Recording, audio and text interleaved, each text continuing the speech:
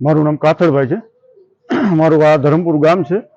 મોરબી છે એ સિરામિક ઉદ્યોગ તરીકે જાણીતી છે. પહેલા નળિયા ઉદ્યોગ જે આપણે હતો, ત્યાર પછી સિરામિક ઉદ્યોગમાં પણ જરૂર હતું. જ્યારે મોરબીનું વિશ્વવિખ્યાત નામ છે, ત્યારે મોરબીની બાજુમાં ધરમપુર ગામમાં આ વખતે દર વખતે ચૂંટણીના સમય દરમિયાન એક ડિસ્પ્લે ઊભી કરવામાં આવે છે.